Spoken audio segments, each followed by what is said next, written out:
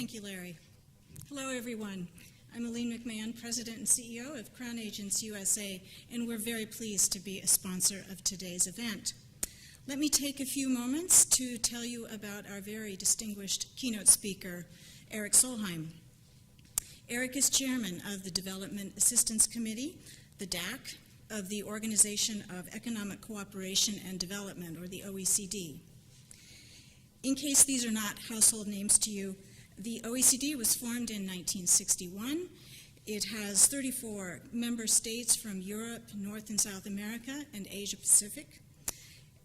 It works with governments to identify and understand what drives economic, social, and environmental change, and then recommends policies to improve the quality of people's lives. As part of the OECD, the DAC, their objective is to promote cooperation among donors for more effective and sustainable development. It's a forum of 29 of the largest donors and includes the World Bank, IMF, and UNDP as participating observers.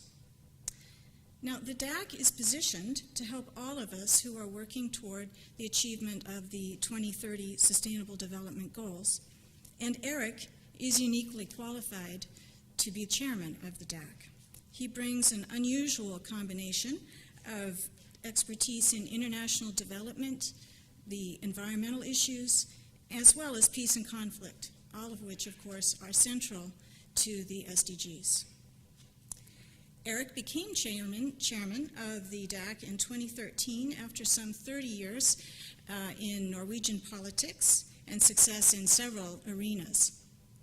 Most relevant to today's discussion, he was the Minister of International Development in Norway from 2005 to 2007, and then held both that role and took on an additional role as Minister of the Environment for Norway from 2007 to 2012.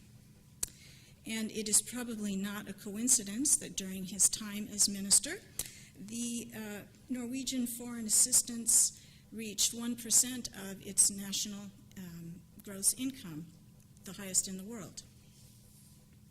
And by the way, he is still doing double duty. In addition to his role as DAC chairman, which is certainly more than a full-time position on any given day, he is also special envoy for environment, conflict, and disaster, for the United Nations Environment Program. Now, throughout his career, Erik has consistently championed conflict prevention, domestic resource mobilization, and the business sector as essential to international development. As DAC chairman, he has urged donors to focus more on the least developed countries, to support domestic resource mobilization through better tax policy, and to encourage private sector investment. He has also expanded the DAC by bringing in new members, as well as encouraging partnership with China, the Arab donors, and other large providers of assistance. He has focused attention on the fragile states and has called for DAC donors to cooperate in state building and peace processes in conflict-affected countries. And he knows whereof he speaks in the space of conflict and peace. From 2000 to 2005, he was the main negotiator in the peace process in Sri Lanka. He has also participated in peace processes in Sudan, Nepal, Myanmar, and Burundi. And along the way, Erik has earned several awards. My personal favorites are Champion of the Earth by the United Nations Environment Program and Hero of the Environment by Time Magazine, so you get a sense of where his heart is. Erik believes that we have made good progress since the MDGs were first announced, and he's determined that we will continue to achieve results under the Sustainable Development Goals. He is particularly enthusiastic about getting the private sector heavily involved in achieving the SDGs. He is also enthusiastic about soccer and reportedly is still trying to figure out American baseball. We are so fortunate in having Erik, the chairman of the DAC, with us today, so please join me in welcoming him.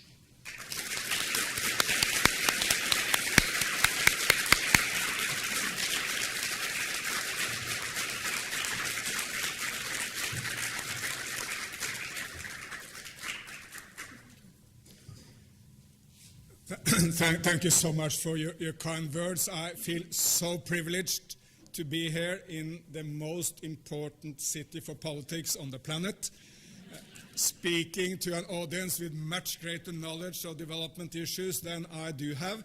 I can see a lot of faces here which I know enormously about this topic. Then I take somewhat refuge in what I remember a Prime Minister of my country once said. He was asked, who is an expert? Then he replied, an expert is a person who is very far from home. On that basis, I will tend to speak to you about development issues. I will start by bringing to your attention the best or most hidden secret in today's world. At the turn of the year, there was any amount of doomsayers saying that we're going from bad to worse. We are on the verge of the abyss. We are going towards hell. There is any number of problems. I will impress upon you the secret that, to the contrary, we are on the right path. We are living at the most lucky moment in human history. Never, ever have the situation for the average human being been better than it is today.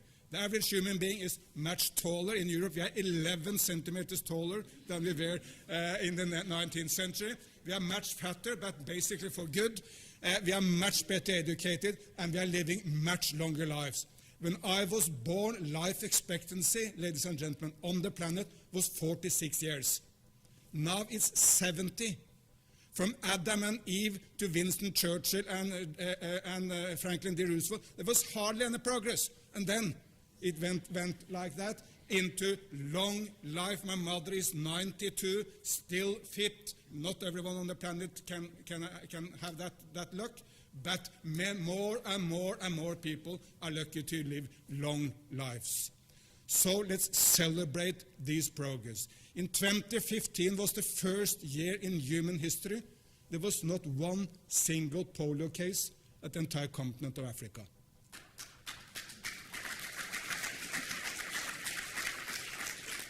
When I was a child, it was a very dangerous disease in one of the most developed nations on the planet. In the 1980s, there were hundreds of thousands of polio cases in India. There is none these days. And yesterday, West Africa was also declared Ebola-free.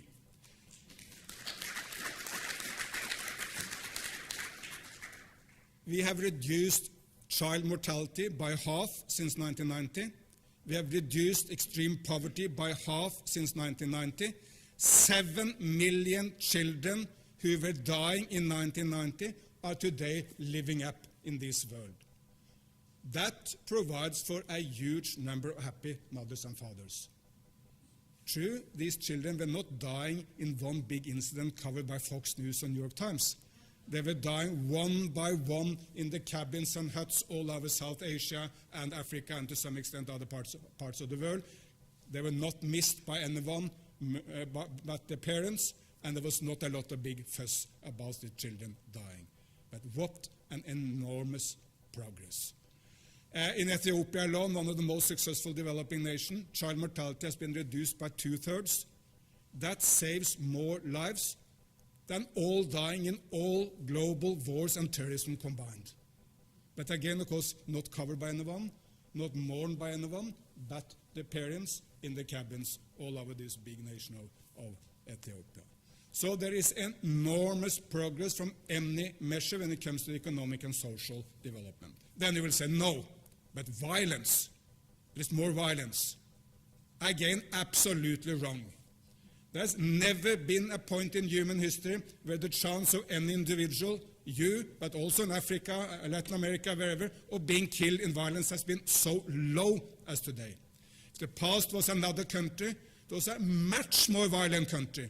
The chance of dying in violence in Europe a couple of centuries back was 10 times of being murdered than in Europe today.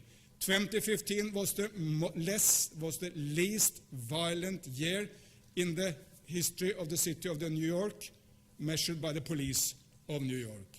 But if you take this broadly, there is now peace from Alaska to the land of fire. The entire continent of the Americas is at political peace. True, there is a lot of violence in Mexico, El Salvador, Honduras, and some other places. But when the conflict is Colombia is now burning out. There's not one violent conflict remaining at the entire continent of Latin America. Compare that to the 1970s, where there were military dictatorships nearly all over the place, or the 1980s, with, sorry to say, with the involvement also of the United States of America. There were enormous bloody civil wars in places like El Salvador and Guatemala. There is enormous progress. But of course, we need to identify the reasons for this progress and then build upon that to do more.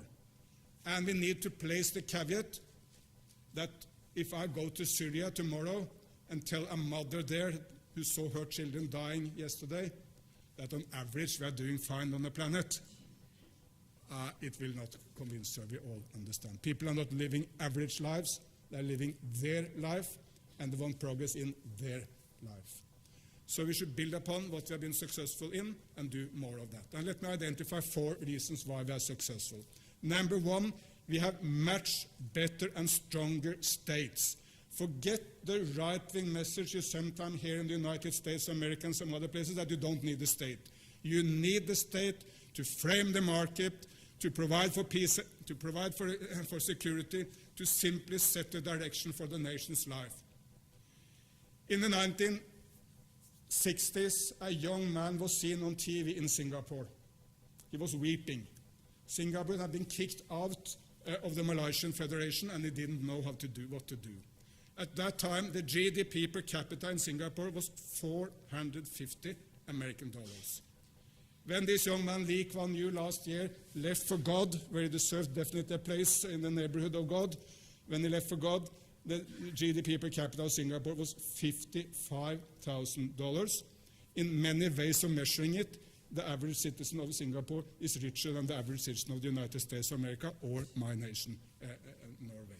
In the lifetime of one leader, he got the main policies of Singapore right. Many nations got the basic policies wrong during the same time. That's why they didn't develop.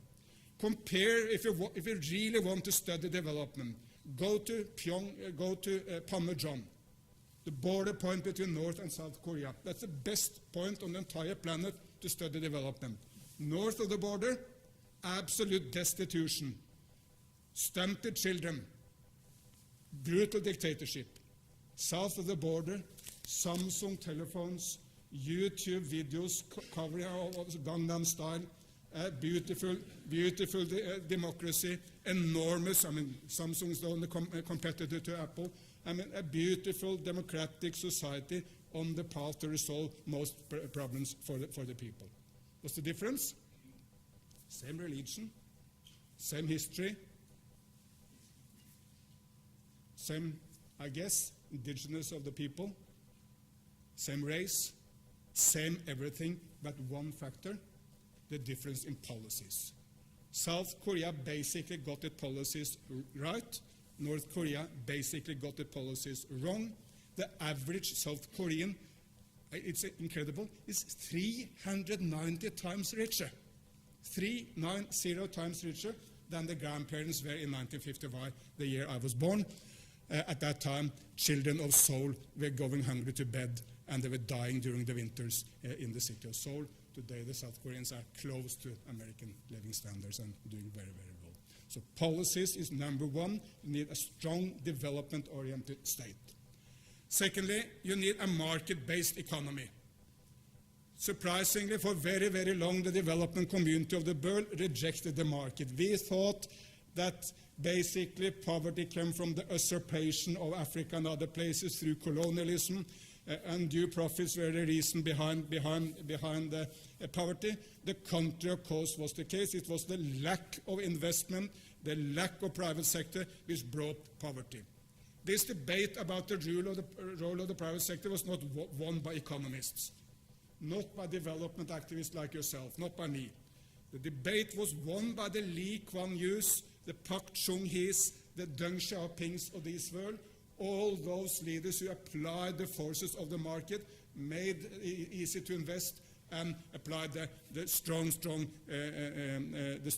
desire of companies to invest, make a profit, and reinvest, and it served these nations well, and everyone now, except for some people on the extreme left, So forget the message of the extreme left that you don't need the market, as well as you forget the message of the extreme right that you don't need the state. We need a strong state and a market-based economy. Thirdly, we are successful because there is an emphasis on education. All the most successful nations on the planet in the last decades have had an enormous emphasis on education. We are very good in the OECD at measuring progress.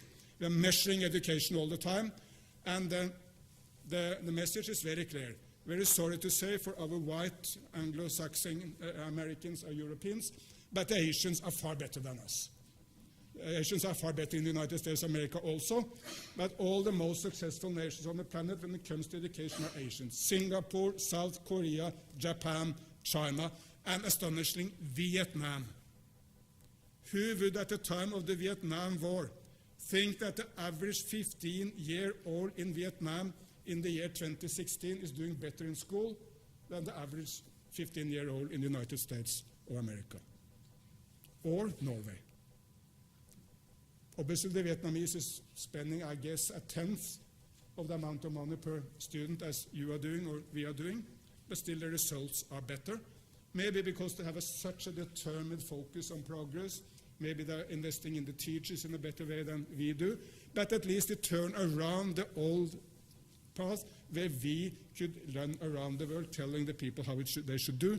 We have now a lot to learn. The United States can learn from Vietnam, Norway can learn from Vietnam, as well as, of course, providing maybe some experience to the Vietnamese and everyone else. Education is key. You cannot embrace the modern world without education. And fourthly, though there are a lot of problems, we still have a much better global system than we did have. 2015 was a marvelous year for the United Nations. The three major events are the Addis Conference on Financing, the Sustainable Development Goals Conference in New York, and the Paris Climate Convention, all went above expectation. With all the difficulties, the Americans and the Chinese as the two main nations on the planet were able to bring together Europe, Africa, everyone, India, Brazil. We all were able to come together, Russia, leave aside the difficulties and agree upon these goals and agree upon determined action against climate. So these are the reasons to me for why we are successful, much stronger and better states with better policies, market economy, focus on education, and even a better global system, even if it's not for sure perfect.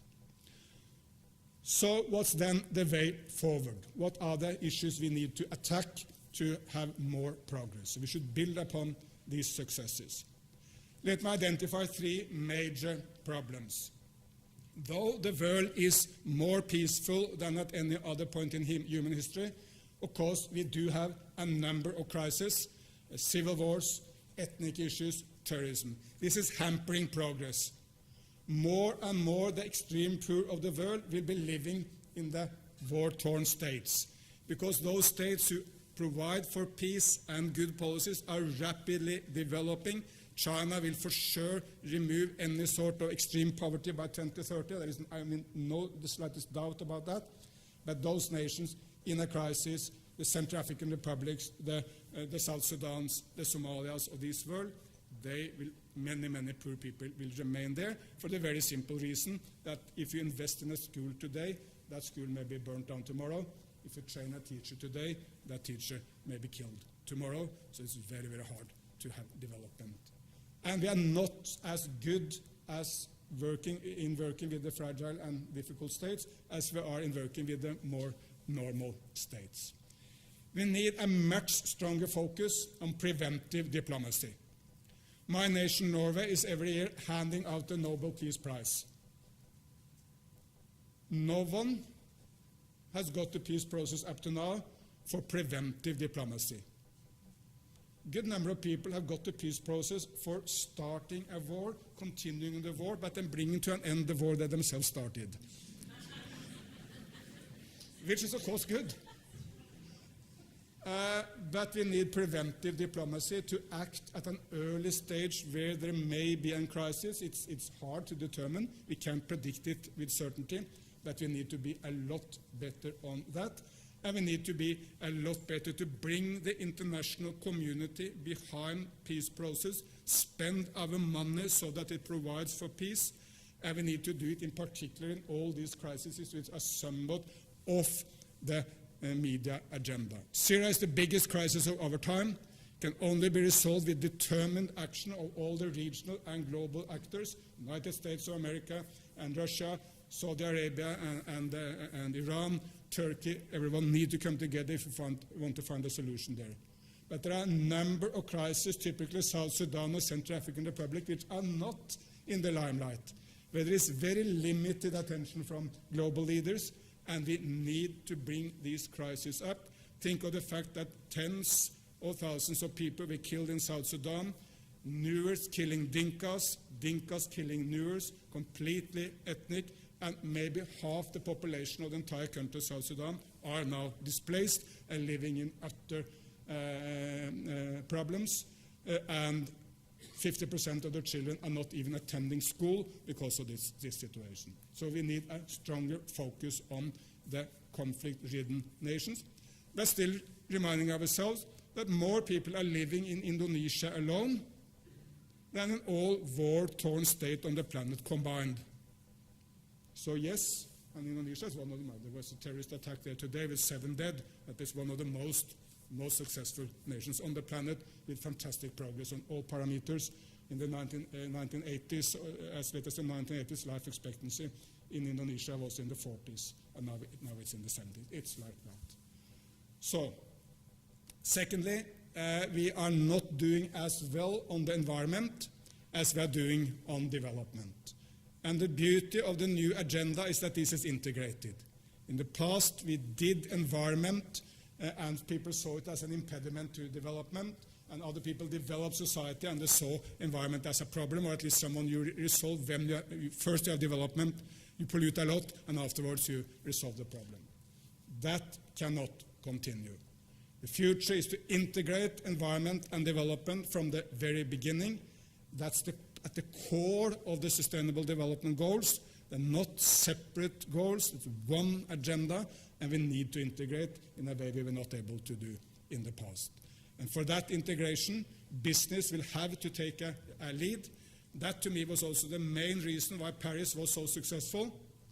The 2 main reasons: yes, United States and China were able to work together. That was absolutely crucial for the success in Paris, and also very good French leadership. But the other was a completely new attitude of business. In Copenhagen in 2009, basically business said, oh, climate change is such an impediment to development, such a danger. And how do we make certain that the other guys are paying for all the costs coming from climate change? We Americans make certain that the Chinese pay the cost, and the Chinese make certain that the Americans are paying the cost, and that was the attitude of business as well. Completely new in Paris in 2015. Mainly business now see, all the good parts of business, and obviously the vast majority of business now see climate change as an opportunity. A business opportunity to make profit, to make new products, to invest in new batteries, in solar energy, in new energy system, in new grid systems, in all the fantastic new opportunities coming from climate change. And ask yourself the following question. You are parents when you are in that age. Would you want your children to work with Elon Musk in California or with the coal industry of the United States of America? We all know the answer to that question. We know where the future is. If we don't embrace the future, we will lose. 5 years back, there was a Finnish company called Nokia. It was the world leader on cellular phones. Nokia didn't believe in touch screens. At the time, I think Nokia was more well-known in the world than the state of Finland. Now we have all forgotten it. And Apple and Samsung has taken the complete market. A few years before that, we had Kodak here in the United States of America. Anyone still remembering Kodak? Kodak didn't believe that you could make telephones into cameras. So they're out of business. And those who stick to the old with the climate change and environment agenda are doomed to lose. those nations and those businesses who move to the new will be seen as the leaders. That's where people will want to go, where all the smart people will go, where the profits will be made, and that's the new agenda. And that's why I'm also so optimistic that we'll be able to do a lot more on climate. But we need also to attract, of course, investment to the poorest parts of the world. So, climate, environment, and secondly, fragile states are challenges. The third main challenge is to really reach out to the extreme poor. Up to now, basically, we have eradicated poverty on the planet through economic growth. I mean, in the past, some people said there are hundreds of ways to development. There's one broad way to development. That was invented in Manchester in 1780. It's called industrial development and industrial growth. Happened first in the United Kingdom, then in the United States, then in Europe, then in Japan, now in China. There are differences. I mean, American capitalism is not exactly the same as Chinese capitalism, and Europe is different from the United States. There are different variations, but there is one broad way to development, and that is this way. Maybe in the future we can do something completely differently. I will not exclude that. But at the moment, this is the recipe which has worked and which we should bring to other parts of the planet. But there is a difficulty here, and that is bringing everyone out of poverty just by economic growth is difficult. Because in the next decade, the extreme poor on the planet will tend to be more women than men, more rural than urban, more handicapped than able-bodied, more indigenous groups or national minorities than the majority population. Simply, the most excluded will be the remaining extreme poor. And you cannot easily bring these up just by economic growth. Even if Africa were to have 10% economic growth, Chinese style, for the next decade, it will not be able to eradicate poverty. So we need targeted policies, probably like in Latin America, Brazil at the forefront, cash disbursement schemes to the very poor. Bolsa Familia is the family name of that. Or microcredit systems for the very poor, or rural development programs to lift up the absolute poor in the countryside, and targeted policies for national minorities or others who are far from the political power in their nation. But again, based on enormous success in the past, based on strong states and market economy, based on the fact that we're able to work together on the planet, we will be able to meet these new challenges. We need to replace the doomsayer's message with an optimistic message. Optimistic message is true, that's a true message, but it's also the message which are able to mobilize people. Why would you join politics if everything which was done in the past was wrong? Why would you support a civil society organization or this brilliant organization here if that organization didn't achieve anything in the past and telling you that nothing has been done and it's all doom and gloom? Only if we can inspire on the basis of success, we will be able to bring more people on board and resolve the remaining big issues of poverty and inequality, of environmental degradation, and of war-torn states. And at the core of that resolution to the main problems is our ability to work together. None of these can be resolved by governments alone, only by government, business, and civil society combined in partnerships. None of these issues can be resolved by the indispensable nation of the United States of America alone. Only if you work with China, with India, with Africa and Europe and others, we can resolve the issues. The most important relationship on the planet today, which no one must destroy, is the relationship between the United States of America and China. That's at the core of any progress. If that deteriorates, we will not be able to progress in any era. We'll be back to the Cold War days. But if we can get that going in a mutually respectable way as it happens now, we can achieve everything. And the most important word in the world today is the word together. Only together we can make a better planet. Thank you.